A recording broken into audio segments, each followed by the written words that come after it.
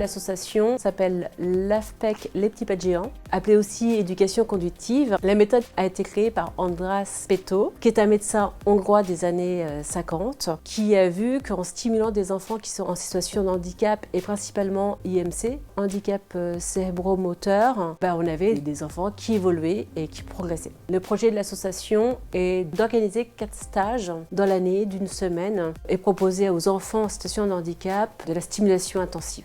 Et les enfants vont d'atelier en atelier.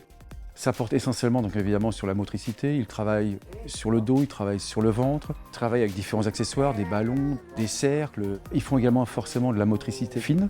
Ça demande beaucoup d'énergie pour l'enfant. Et nous, notre rôle évidemment, c'est d'aider, d'accompagner notre enfant à ces différents exercices de motricité. Et la méthodologie permet de faire progresser les enfants. Et l'avantage, c'est que les enfants, ils sont stimulés toute la journée. L'objectif est vraiment de faire progresser les enfants, leur donner un maximum d'outils, de les faire travailler dans des positions qu'ils ne sont pas habitués et de répéter. La répétition va faire que ça va leur permettre d'assimiler au niveau du cerveau les mouvements, les gestes, les intentions qu'ils doivent faire pour progresser.